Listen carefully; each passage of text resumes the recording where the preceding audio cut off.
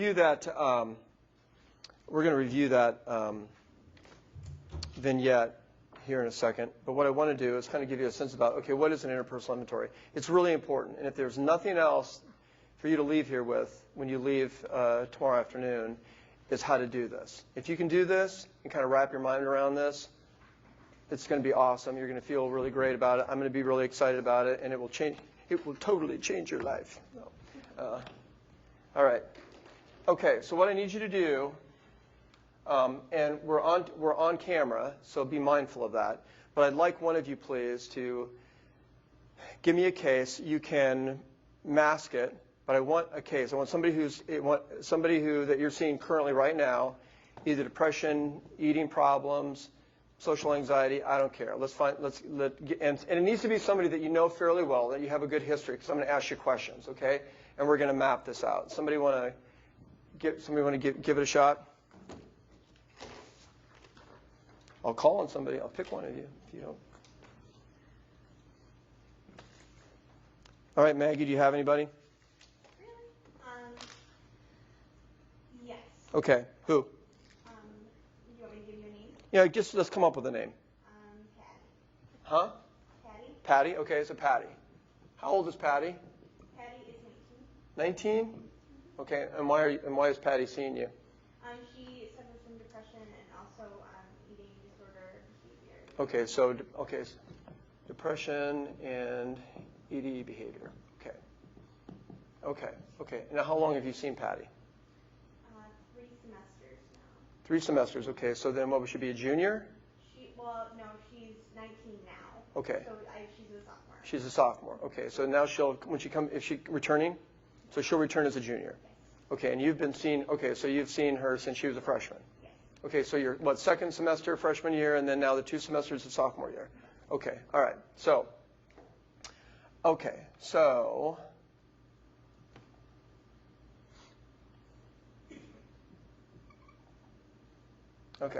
so currently, tell me what are her depression symptoms like? What's going on? If she would describe a depressive episode to you, what would it be? Well, I guess I'll use her terminology. Okay. She calls it cocooning. Okay. She will go into her blanket and she will cover herself up and not come out for hours at a time, if not days. Okay. Oh, so she covers up and then won't come out for hours at a time. Mm-hmm. Okay. So a lot of social isolation. Okay.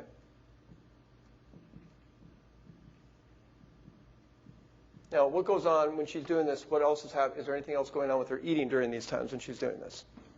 She tends not to eat. Okay. Much at all during those times. Okay.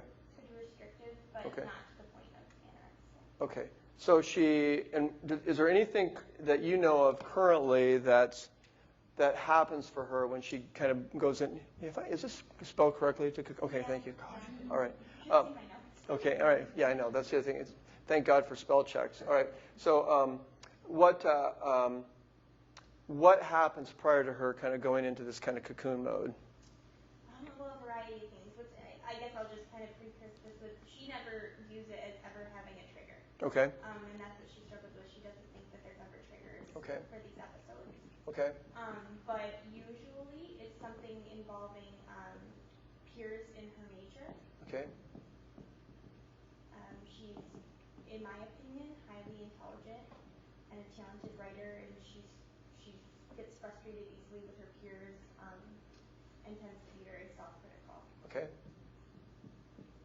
So she's when her peers, so that would be other individuals. What is she in, like English Lit, something like that? Yep, and especially one of her classes is women writers. Okay. And she's struggling in that one. So women writers? Women's writers. Okay. And then are there mostly women in the class with her? I don't think necessarily. Okay. I don't know.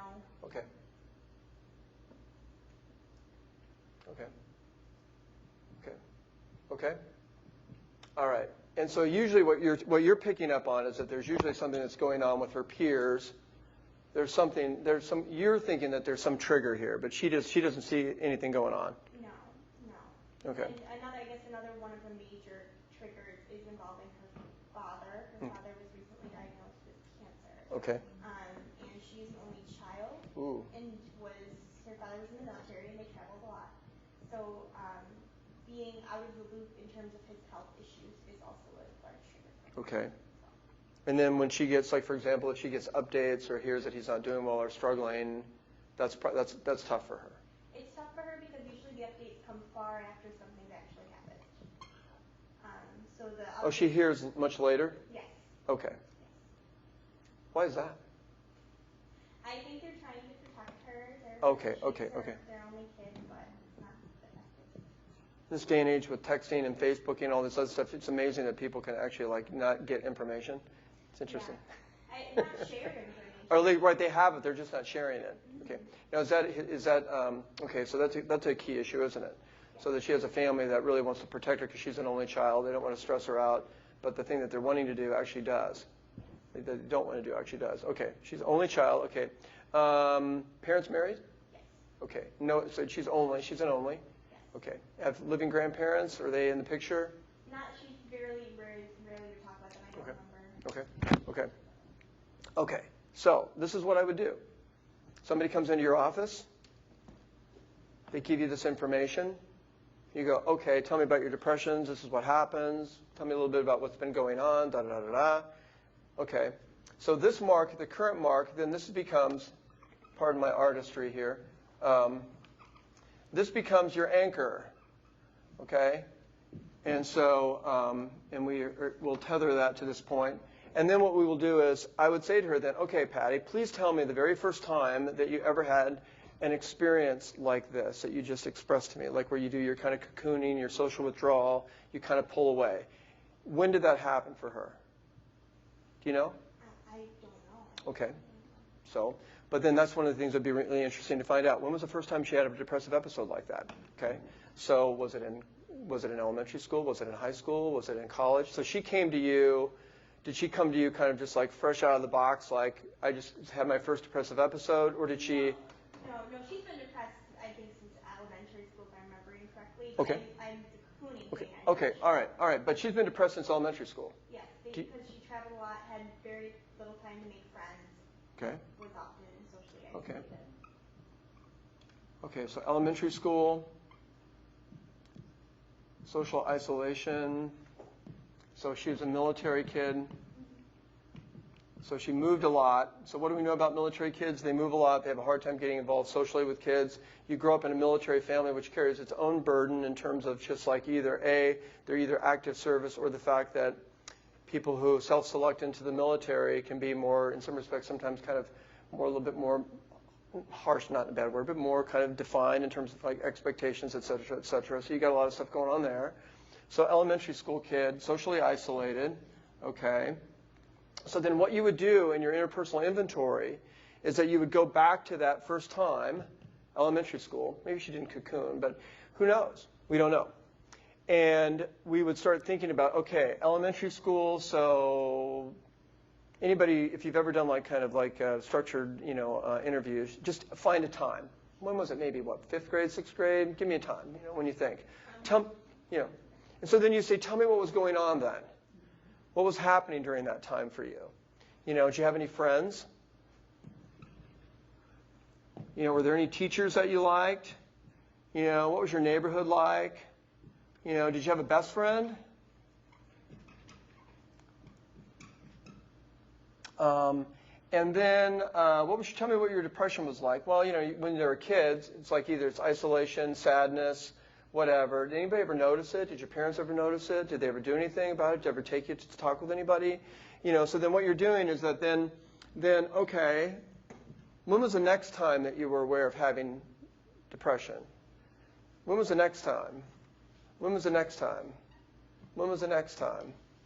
And every time you're finding out what was going on, what was happening.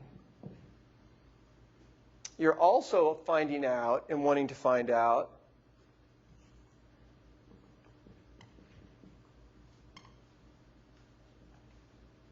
when were they not depressed? When were they feeling good? When were they feeling like they really, that they kind of had life by the tail and things were really good for them and things were really happening for them? And if they weren't depressed, what was going on? Did they have more friends? Were they more socially connected? Did they actually, like, were they in a school system for more than just a year or for a few months? They were actually they lived in a particular town for like 5 years, and she was able to have more friends, whatever. So you're looking for events both associated with the onset, events associated with when they were feeling better, that then lead you up to what's going on currently. And then what your job is, and this is actually fairly easy for you once you kind of get wrap this mindset around, is that what you start doing, what your job then is that you look for patterns. Okay, we've already got 2 already. Social isolation. Okay, we have social isolation. We have, so she's an only child, and she's a military kid. So we have a high degree of anxiety regarding father. Okay. Was he active duty, do you know? I'm not sure. I don't believe so anymore. Okay. But he may have been at one point, but we don't know. Okay. So we have anxiety regarding father, probably. So we've still got some anxiety regarding father, and now especially that he has cancer. So we don't really know what's going on. I'd also want to know what's up with this, and why is it that they keep information from me? You know.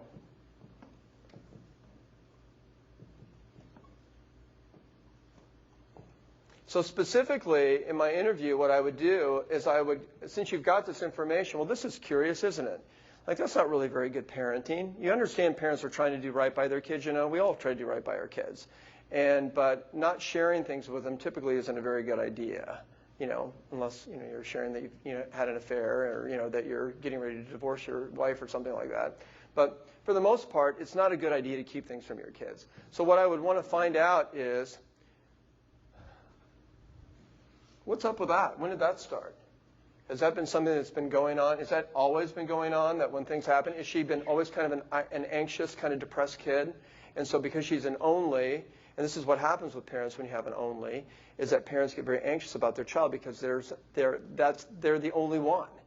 And so they're more consumed with the child, what's going on with them, their health, their happiness, et cetera, et cetera. So the parents, from the parent perspective, they may have been just trying to take care of her. They don't want to stress her out because There was another example of this 8th grade. She was on an 8th grade trip. Her grandfather died. Nobody told her, so she came home. She came home and found that her grandfather had died. 2 or 3 days before she came come home, he had died. And so she wasn't alerted until it had already happened. And so when she got home, she found out. Yeah, and she had contact with her parents in between them. But they didn't tell her. Wow. Man, okay. That's interesting information. So you have this long history of them not wanting to stress her out. And so then okay, so let's speculate. So then if you have this long history, it's kind of like your gal. So you have this long history then where they perceive her. So let's make this assumption, shall we? Let's make this assumption that her family perceives Patty as being somewhat kind of psychologically fragile, and they worry about her, so therefore they don't want to stress her out. So therefore what happens is that they don't want to tell her anything. Okay? So, and then because they want to protect her, right? But then there's some things you can't protect a kid from. It's like, well, she's going to come and not find out that her grandfather's dead. So then she has to find out. Did she tell you what that was like? How did she feel? She described it as being angry. She Yeah. was angry with her family. Right. So she's angry, betrayed, etc. Right. And I think that betrayed component was big for her because her and her mother spent a lot of time together. Her mom would stay at home. And so their close relationship, she kind of viewed this as a betrayal. Right. Of course she would. Of course, here's this person she feels very close to, and she doesn't have the courtesy to tell her. Was it her maternal grandfather or her paternal? I believe it was her maternal grandfather. Oh my gosh. Yeah, that's a really significant betrayal. And for mom to kind of keep this up front of like everything's okay until she gets home from the trip. Okay, so that's a big deal as well. So now we've got some more information. So what you're trying to do is trying to figure out, okay, now after that occurred, did she, and we would assume that did she have a depressive spell? I'm going to be honest, I don't Okay. know. We talked about that situation and kind of connected it to the current situation, but in terms of the depressed spell, I don't know. But what you would want to do in an interpersonal inventory is you'd want to ask that specifically. What was going on during that time? Were you depressed? Did you fall into a depression during that time? If you did, how did you manage it? What happened? Who did you talk to? And then find out, because again, who knows? Maybe she wasn't depressed. Maybe it was no big deal. We assume, of course, that it was. Obviously, she's angry. She feels betrayed. She feels really let down. So we have this pattern that's already evolving of her being, again, perceived as being anxious and kind of fragile. We don't want to tell anything to Patty because she's going to get really upset because she's, again, what this is telling me already, too, is that here this family already views Patty as being depressed and fragile. Because if you're depressed and fragile, if she wasn't and if she was resilient, they'd probably tell her. So probably she doesn't handle things very well. She gets really sad. She gets really upset. I have two daughters. I have two 8-year-olds. They're twins. But one of my older one by a minute,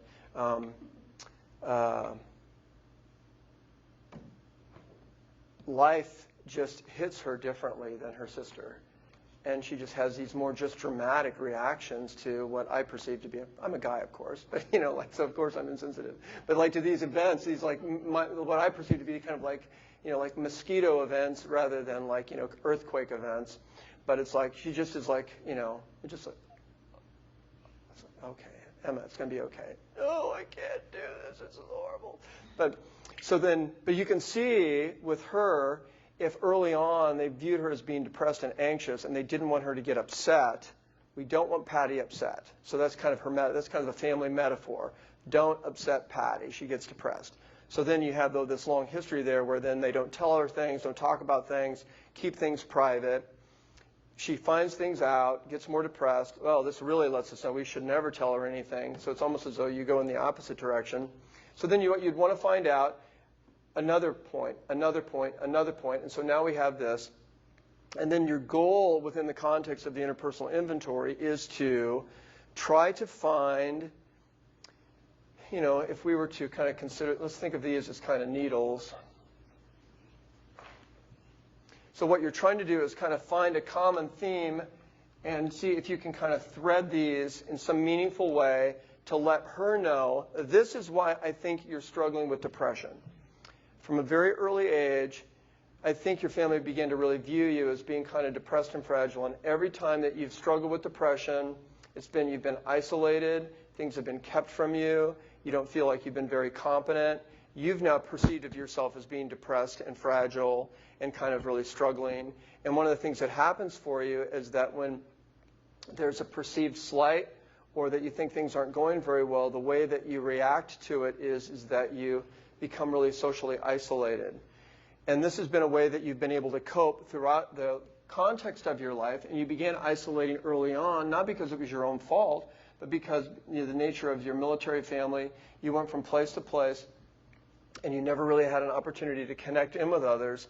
And so the only way that you've been able to manage is that she gets into this, kind of self-soothing behavior, which is really, in many respects, not really very productive for her, is it? So she has never learned really how to reach out to other people and enlist their help. No, we've been fortunate that she's gotten to the point where she can cocoon and contact people with her phone. She'll text a friend. That's great. And that's great. Been a lot of progress for her. She's Great. speaking with a friend on her phone. Excellent. So we're getting there. But for a while it was just her wrapped up. But she's working really hard to kind of reach out. See, that's excellent because that's exactly what you'd want her to do. Because that would be, in many respects, that would be a goal that you would have developed with her if you were to do this from the beginning. This is a kid who needs to learn how to reach out to others because she does not have a history of being able to do so. And she may view herself as being kind of depressed and fragile because everybody has treated her that way. Is that also to her own self-concept? Does she view herself as being that way?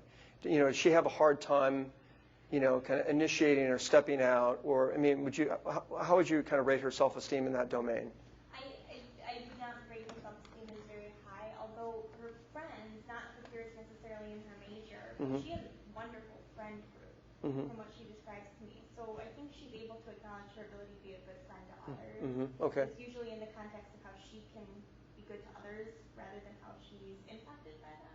Right, right, right. So that's one of the ways that she's learned to get along is to be available and be supportive for others, but it's hard for her to learn how to garner support for herself. But again, she's got the history that would tell you that as well because of moving from place to place, et cetera. So then your interpersonal inventory would really focus on that, is that you would really try to think about, okay, what's up with this? Why does she cocoon? Why does she get socially isolated? What is this deal? Obviously her father's really important to her. Her family's really important to her, but gosh darn it, they don't bother to tell her or keep her updated on what's going on. And they need to do a better job with that. And I think one of the things that I would want her to do is to say, look, I'm not so fragile. You could tell me. You can update me on what's going on with my dad. Yes, it's going to hurt, and yes, I'm going to be sad, but really, I'll be okay. What really makes me not okay is when you pull this kind of crap on me, where you decide that later, like, what are you going to do? Is my dad going to die, and you're going to tell me later? You're going to write me a note? I'm going to get a text, oh, yeah, by the way, your dad passed away? So really, in many respects, it's like, well, how ludicrous. So, for her to be able to embrace that as well in terms of her overall mental health.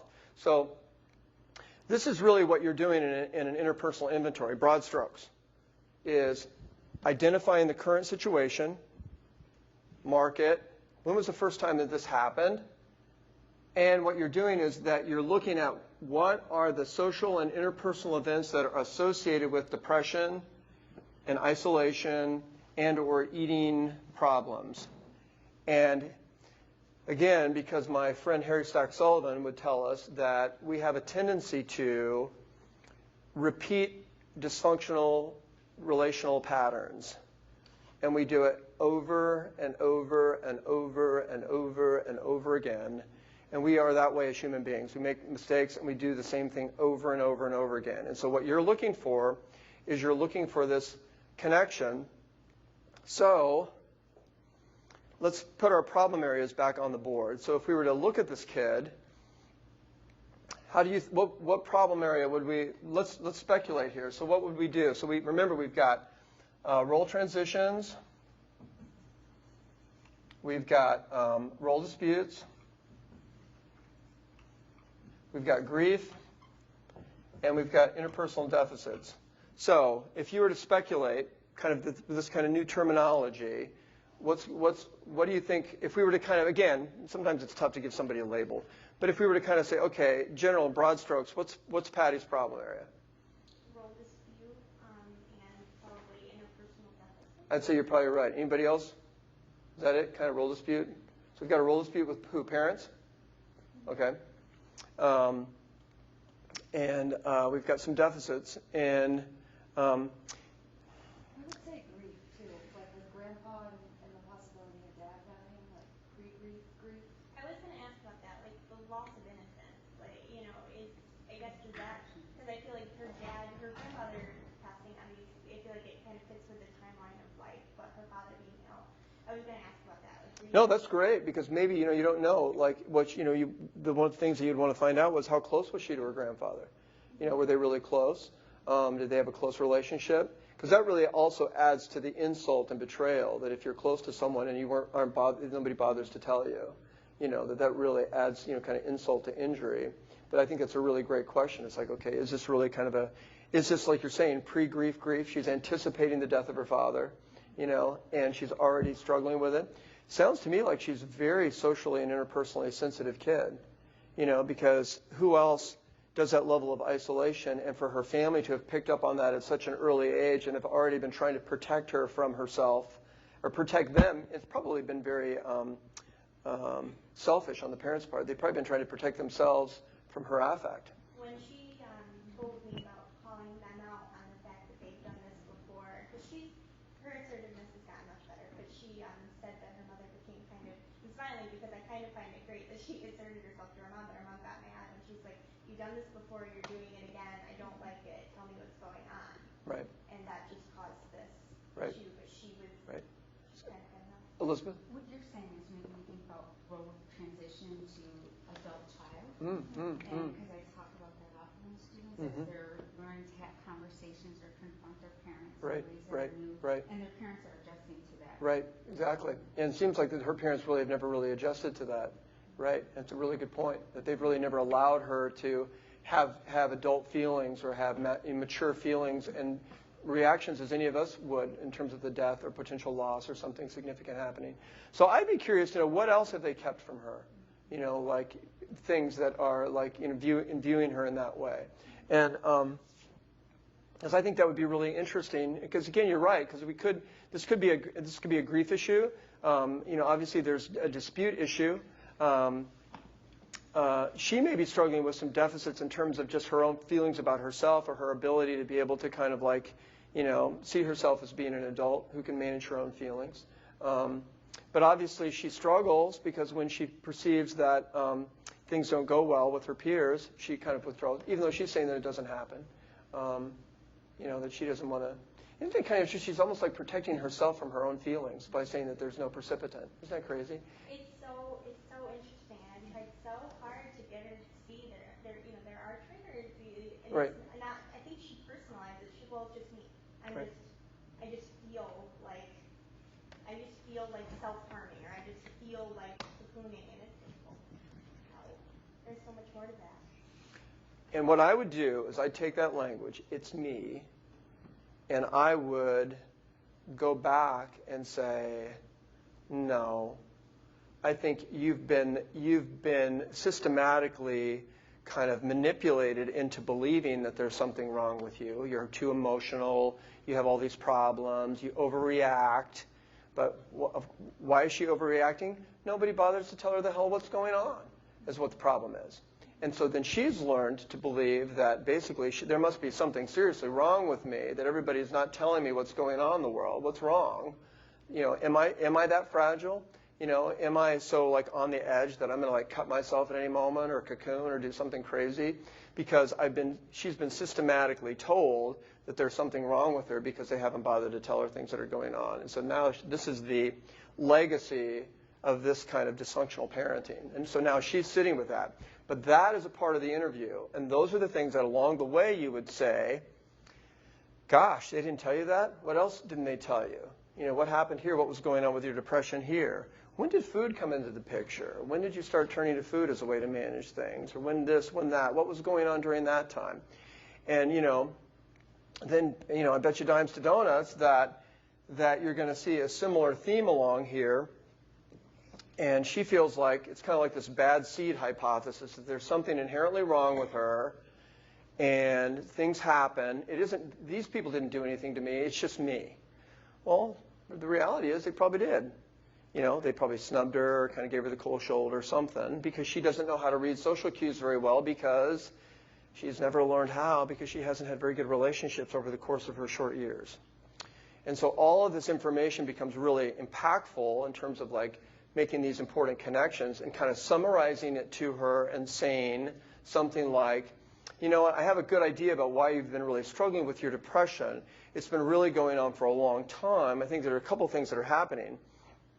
Is that you could talk about this idea about kind of the anxiety and depression. It seems like that your family has really perceived you as being really fragile, and throughout your life they've managed to what they've been trying to do is protect you from your feelings. They haven't shared things with you. And I think what's been happening is that you've kind of started to take that on yourself and feel that way about yourself. Because the other day when you said, there's really no precipitant, it's just me, and I kind of wonder if these are the things that have been going on.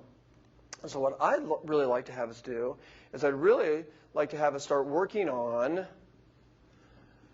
you know, kind of managing some issues with the parents, doing exactly what you're doing, having her reach out, you know, and also too really looking at herself in this way in terms of like, okay, really this emergence of her as an adult. Like, how is she going to manage her feelings? How can she manage things on her own and manage things successfully? Because she hasn't had, and I think that's part of why I would be kind of like, not leaning to a deficit, but it's like the poor thing has not learned, you know, bless her heart, really has not really learned how to effectively manage her own affect, you know, and because all of us have to learn how to soothe and kind of manage these really intense things that come up in our lives. But if everybody's trying to protect you because they think that there's something wrong with you, you're too fragile, that all of a sudden then she embraces that and internalizes that, as well, to use that language. and then now that's kind of become a part of who she is. But what you're doing is you're elucidating that and saying, no, there's a reason why, there's a pattern here, and every time this happens, this is what you do. And so what I think would be really important for us to do now is work on not doing this and really, like you're saying, push yourself a little bit more to connect with other people and around the times when she feels that way. But it also means really having her buy the fact that depression and cocooning and social isolation does not occur in a vacuum. There are things that are going on, just like things that were going on here and here and here. There's always been these markers. And what you do is you point them out to her, and then it becomes indisputable evidence. That then it's not like it's data that she's sharing with you. So it's kind of basically indisputable that, look, all these things have occurred, so don't tell me that there are no precipitants, because we both know that that's not true. There are. But what you do is that you take those in, you blame yourself, and you withdraw. And that's really been very unproductive for you. And so what I'd like you to do is let's really work over the next couple sessions. Let's really work on helping you to start identifying times when you're feeling that way and pushing yourself to do something different. And that's really what it's about. So in many respects, what you've done, and why I really like this, I started doing this years ago, and I don't know. It's one of those things where, it's kind of like, it's one of those times where you kind of want to just go, yeah, all right, this is cool. I like this. I feel really good about how this unfolds, because I really like how I do this, is that all of a sudden, in a very short period of time, it gives you a really nice snapshot, but it gives you these really significant data points that you can go back to and say, look, it happened here, it happened here, it happened here, it happened here, and it's happening here, and it's a pattern that's evolved. It's not your fault. This is what's been going on, but what's been happening now is that you've embraced it, you've taken it in, and now what's happening is it's having a negative effect on your current relationships. So this is what we need to do. Yeah. You didn't really focus on the not depressed parts. Yeah. Do you use that much or not? You do in that, and thank you for doing that, because I feel like sometimes I have a tendency to focus all on what's associated with the onset and maintenance of the pathology. But what's helpful sometimes is that if you ask, okay, was there ever a time when you weren't feeling this way? What was going on? So for example, we don't know, but let's say that she had a long period, let's say a 5-year period where they lived in the same town for 5 years, and let's say she had more friends, okay? So then she had more friends, or that she was involved in school activities, maybe she was on some kind of sports team, and because she felt more socially connected in with other people, she wasn't as depressed. So then what you could do is you could use that as a goal. Because you say, you told me also that there were times when you weren't feeling depressed when you had more friends. Remember, you told me there was Ruth, and there was Rita, and there was this guy Michael that ended up being a really good friend of yours, and and it seemed like during that time when you had relationships with them and you hung out with them, that was the time when things were going really well for you. And so I'm wondering, if that would be. And so what you could do is you could take that and use it as a current kind of goal, okay, you were able to do it here, and when you're not depressed, you're more socially connected in, you have more involvement with others, and so you would use that as almost like a prescription for how to help her currently. You're like, okay, it worked for you before, so I'm wondering if it'd be helpful for you again. You had this happen, so I was trying to think of an example. Oh, there's a kid, I have some counselors I work with out of Pepperdine, out in Malibu. One of the counselors shared with me a situation of a girl who's really struggled, tough relationship with her mom, really depressed and da-da-da. But there was a period of time when she wasn't. It was come to find out she had gone on a European trip with a bunch of kids and really developed really close relationships. They got to be really good friends. And during that time was the best that she had ever felt. And so then she was able to use that as you found a peer group. You found people that really understood you. You found a group that really had a good sense about who you were as a person. There was, because they were all together and they were really doing a lot of sharing. And then she was able to use that and kind of parlay that into helping her currently be able to overcome her depression by using similar strategies. Who can you connect with? What group can you associate yourself with? Who can you hang out with? Because when you're hanging out with people, you feel better about yourself. So yeah, that's a great question. Other questions about this? This is broad strokes. But this is kind of like what an interpersonal inventory is. It's very intensive. It's like, within 1 or 2 sessions you can get this information. It's really evocative because you get a lot of things that are very emotionally intense. And you end up knowing a ton about your clients that you think you know, but you didn't really know because you're really going into all of these really critical moments and finding all these things out. And the idea, too, with the interpersonal inventory is that it is a collaborative process.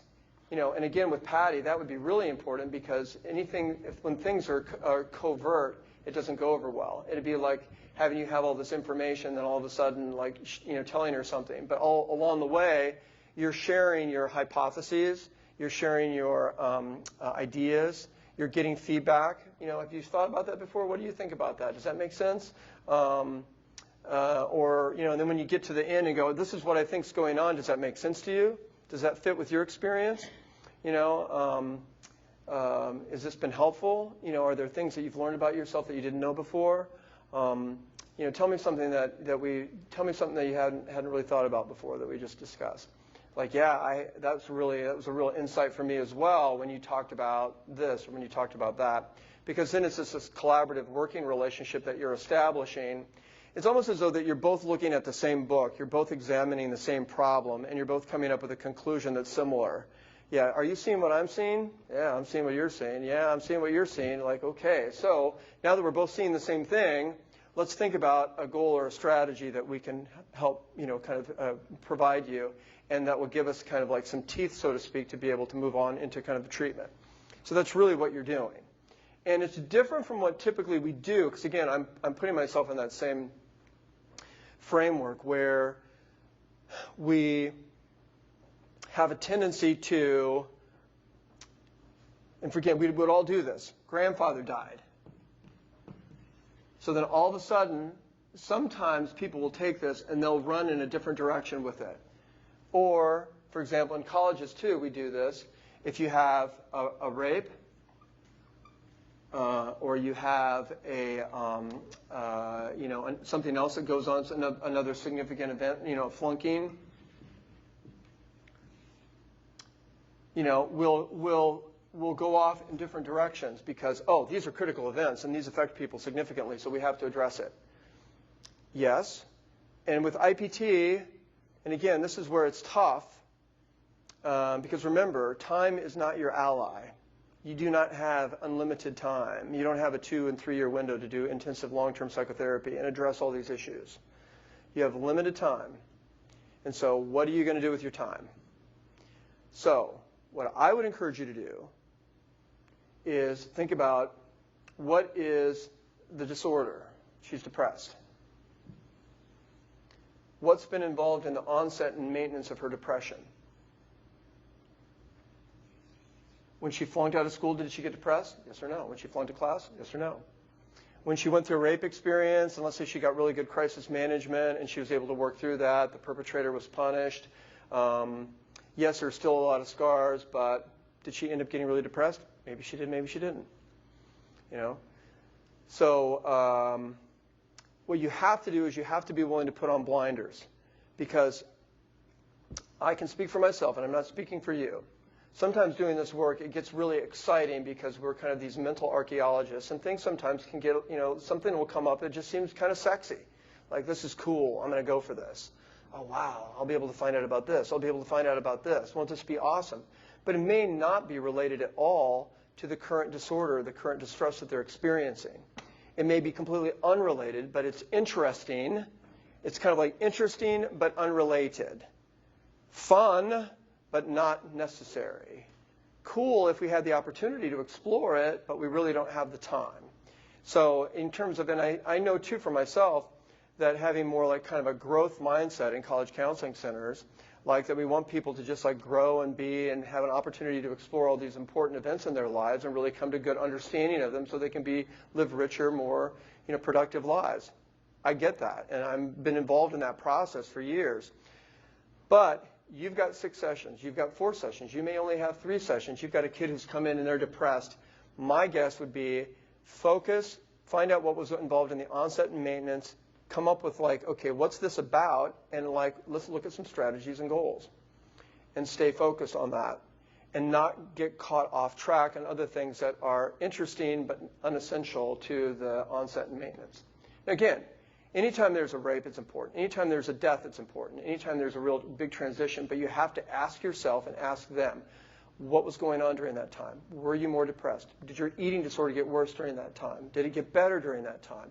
Please tell me. And if it's unrelated, you move on because you don't have the time. That's the problem with time. You don't have the time. You'd like to, but you don't have the time.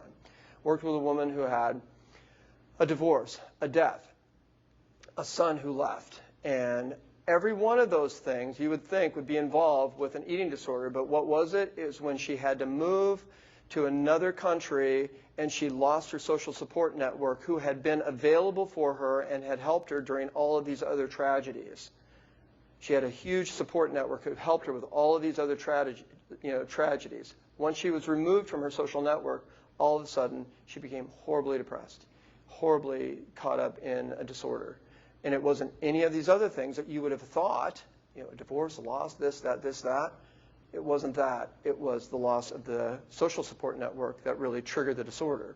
And so you could have gotten caught up in all these other things, but it wasn't the critical issue.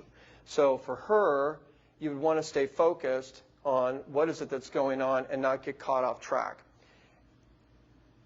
I love doing things. I love being a psychologist. I love being able to explore all these things. It's really, really interesting, and that's part of one of the exciting things about being a psychologist. Or a social worker and a mental health worker. You get to do all of these really interesting things and find out all these interesting things about people's lives. But if it's not related to the onset or maintenance of the problem, then for me, it's off track, given the time parameters that you have. So I'll just say that. But given what you've got, I think what I'm trying to do is give you the maximal opportunity to determine what's going on, do the things that we like to do, be able to collaboratively identify a problem, and be able to really mutually understand what that is and really try to identify some potential solutions is what you're trying to do. So that's what we're trying to do with an interpersonal inventory. What do we need to do? Perfect. It's time for a break. Let's take a break for 15 minutes, and then when we come back, we'll open up our binders, and we'll get into the transcript that I did, and we'll start kind of like dismantling it and help understand a little bit more what it is that I'm going to have you do in terms of the interpersonal inventory. So, all right, let's break.